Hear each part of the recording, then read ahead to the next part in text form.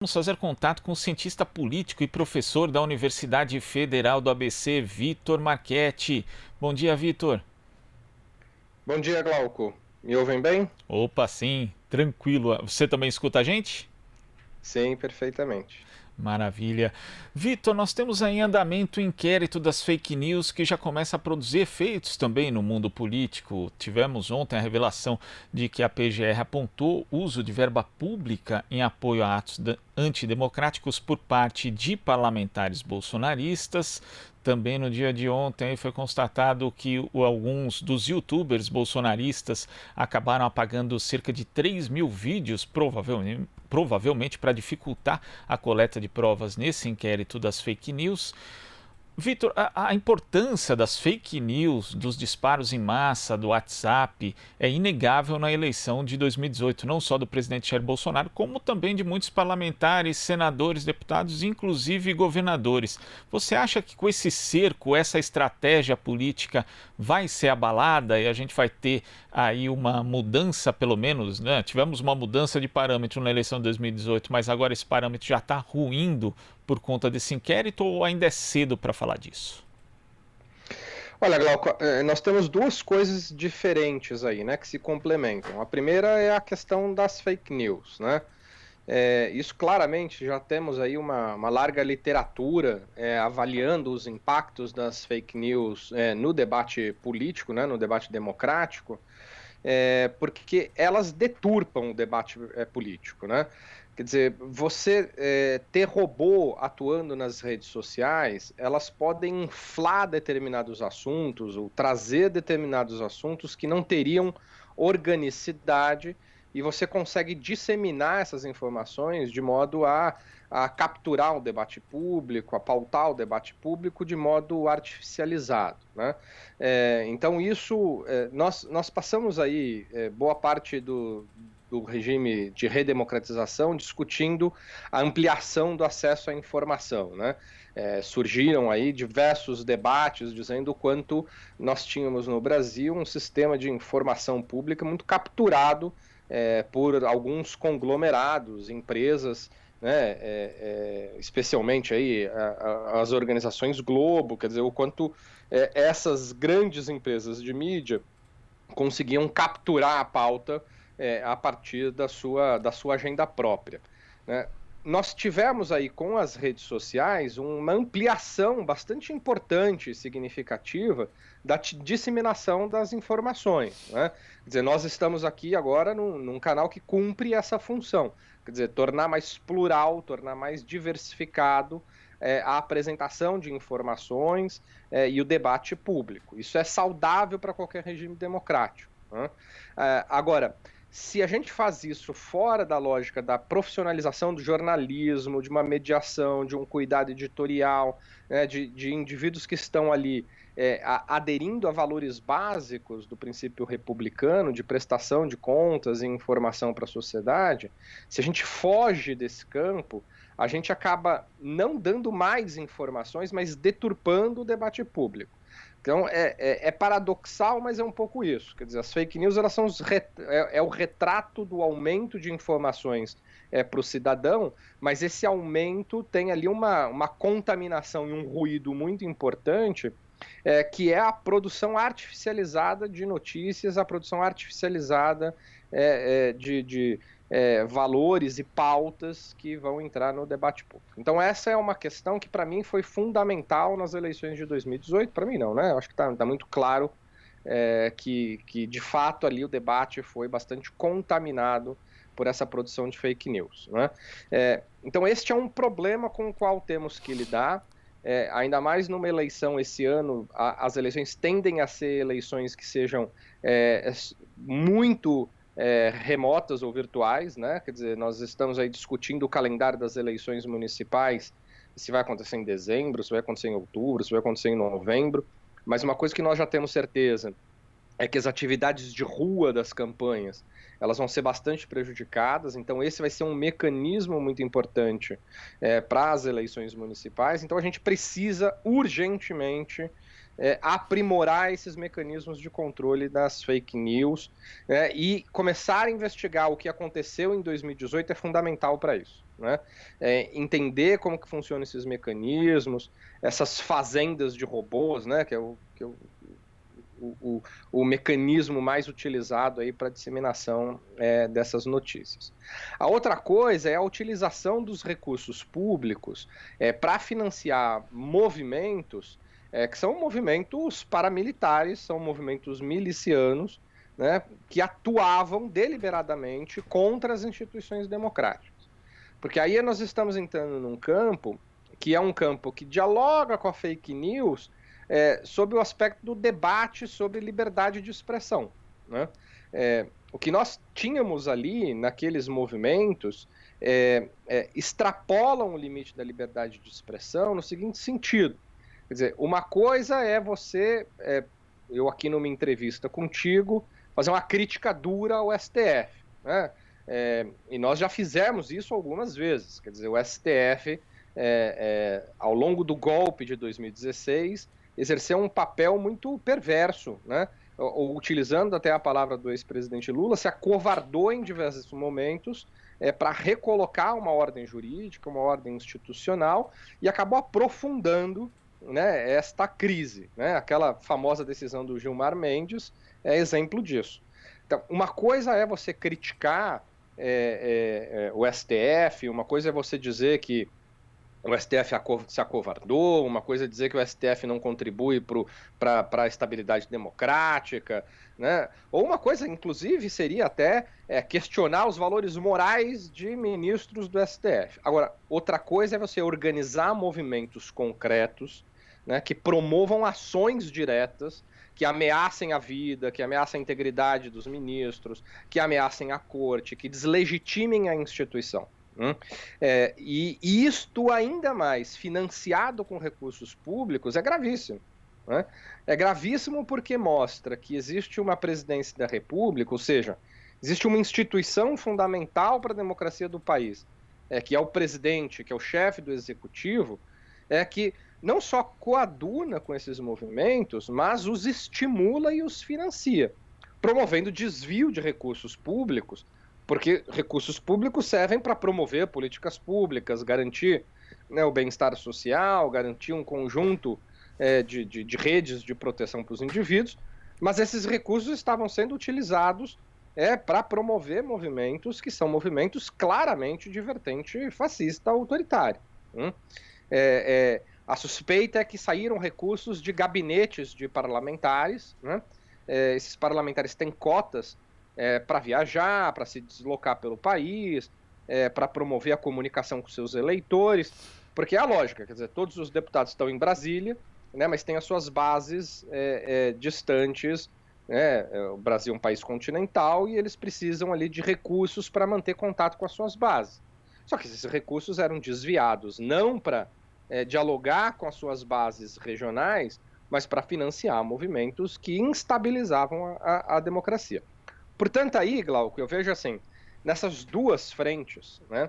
Essas duas frentes são gravíssimas, mas são remédios distintos para elas. Para a segunda vertente, me parece que o aprofundamento dessas investigações podem, de fato, atingir diretamente as condições, quer dizer, as condições de governabilidade hoje já estão absolutamente comprometidas.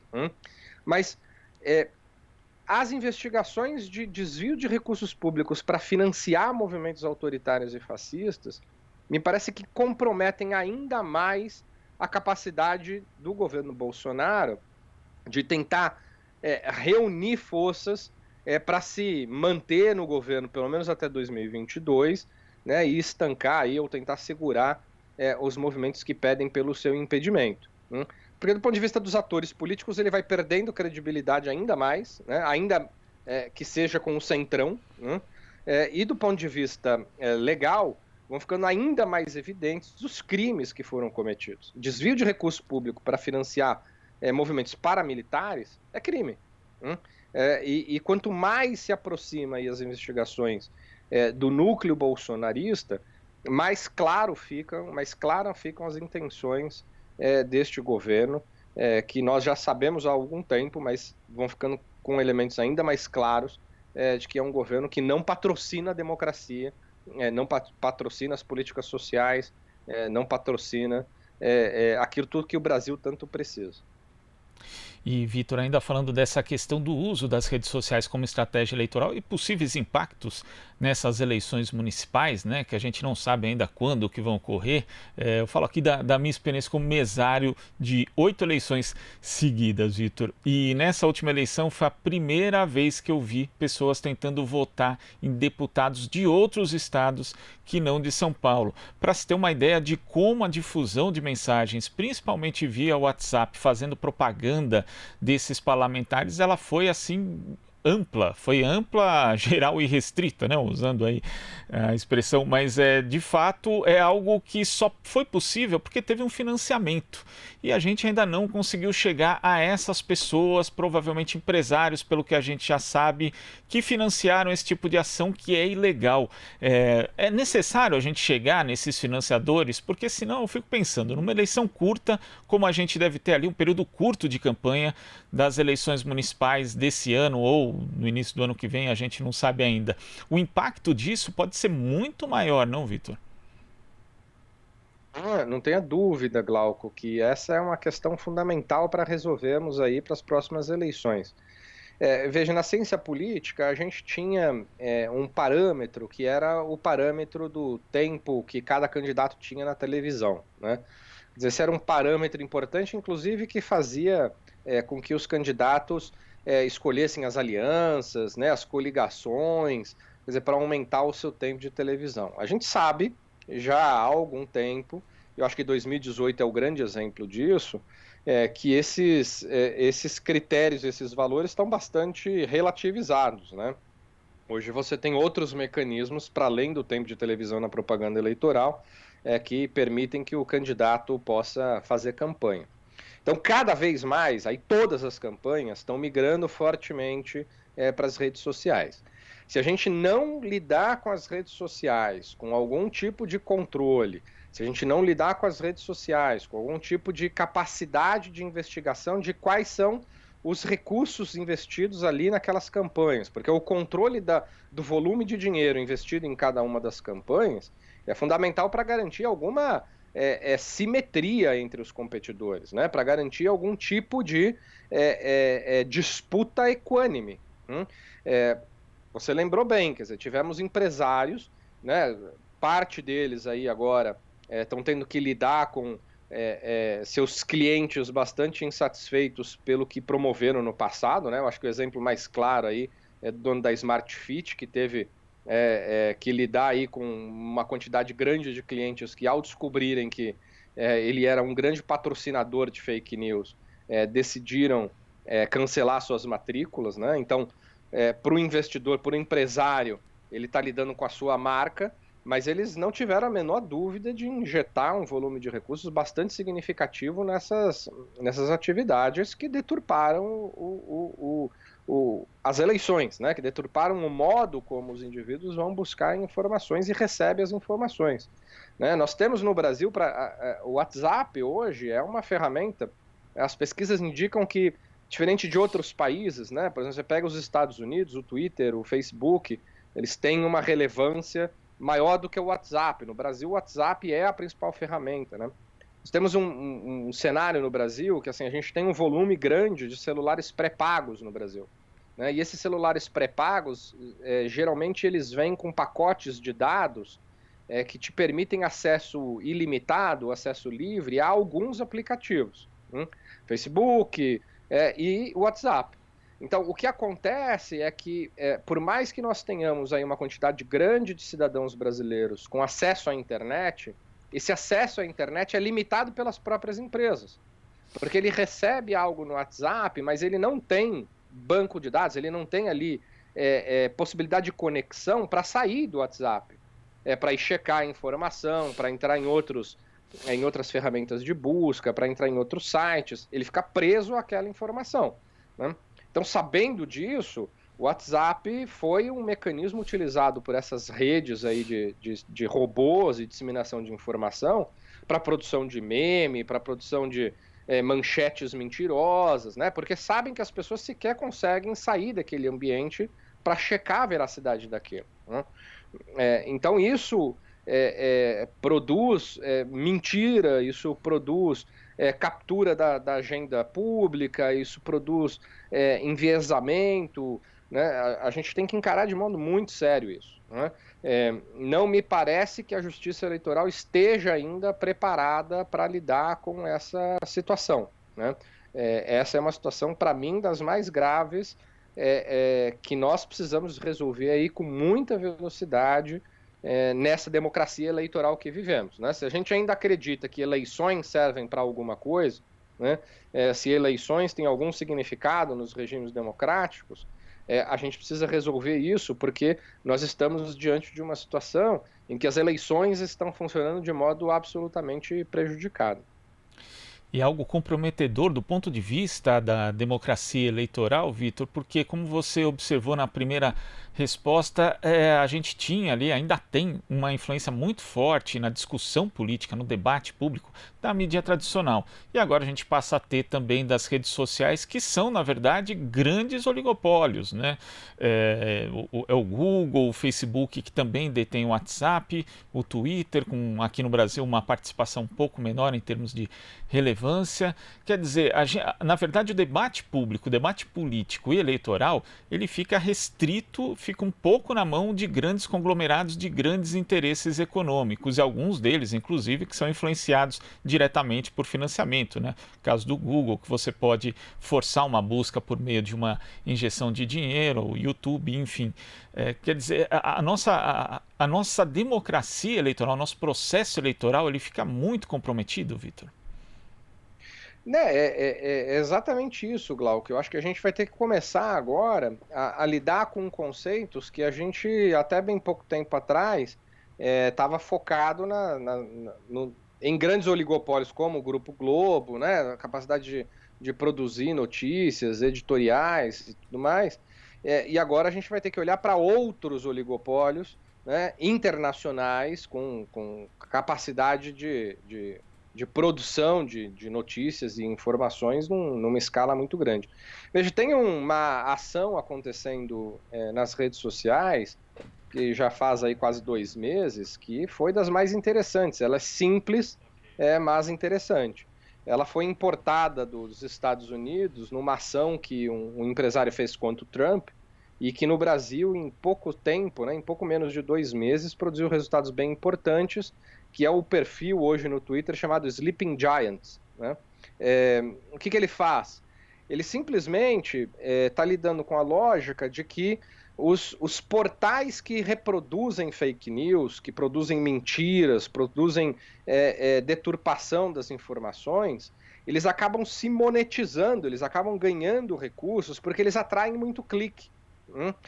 Então, se você põe lá uma manchete mentirosa, né, mais bombástica, você atrai clique, né? E esses cliques acabam produzindo recursos, dinheiro, né? Verba para o dono daquele site, né? A notícia é mentirosa, ela destrói a reputação, ela abala a estabilidade democrática, ela deturpa a preferência do eleitor, mas nós não temos mecanismos nenhum para o controle. Ao contrário, a gente incentiva que as mentiras sejam disseminadas porque elas produzem clique, né? E ao produzirem clique, elas monetizam os seus proprietários. E o Sleep Giant começou a fazer uma campanha bem expressiva, mostrando quanto marcas que têm reputação a zelar estavam aparecendo como publicidade nessas páginas que disseminam mentiras, né?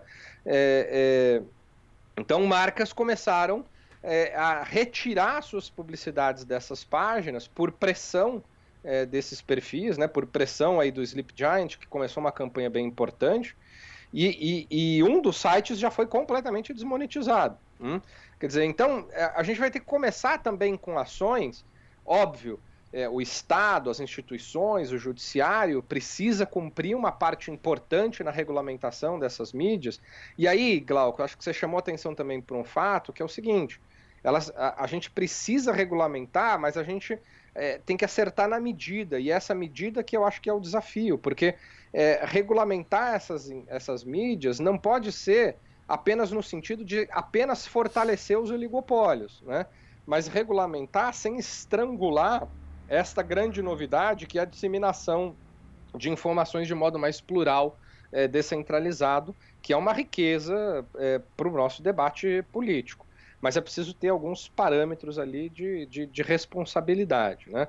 Então nós também, aí temos as funções estatais e institucionais, mas nós também aí como cidadãos, né, como eleitores, precisamos também nos engajarmos aí em algumas ações que são, por exemplo, essa do Sleep Giant, é um indivíduo que criou um perfil, né, e que depende aí da repercussão, que os usuários façam ali a repercussão do que ele está noticiando, tal, para aumentar a pressão sobre essas empresas. Quer dizer, então tem a outra ponta também, que é a nossa educação no consumo de informação. Quer dizer, porque aí, assim, num volume bem menor, mas nós sabemos também que as fake news não estão ali exclusivamente no campo da direita. Nós sabemos que há também no campo da esquerda difusão de informações falsas. As informações falsas elas não estão respeitando bandeiras ideológicas, né? Claro que a gente teve um volume muito grande de informações produzidas aí com objetivos de uma agenda ultraliberal, de um pensamento fascista e tudo mais, mas nós sabemos que as informações falsas também circulam em diversos níveis, meios e ideologias políticas. Então é nosso papel também tomarmos determinados cuidados e produzimos aí uma educação para o consumo de informação. Porque só assim a gente vai poder ter um ambiente plural, né, um ambiente diverso, em que a gente possa aí, reduzir os monopólios dessas grandes empresas, né, disseminando informações de qualidade, mais informações plurais, né, mas com responsabilidade, né, para que a gente possa manter aí a vitalidade da nossa democracia. Tá certo, Vitor. Queria agradecer a sua participação aqui no Jornal Brasil Atual e até a próxima. Legal, Glauco. Grande abraço, até a próxima. Abraço. Conversamos aqui com o cientista político e professor da Universidade Federal do ABC, Vitor Marchetti. Você está ouvindo Jornal Brasil Atual. As notícias que os outros não dão.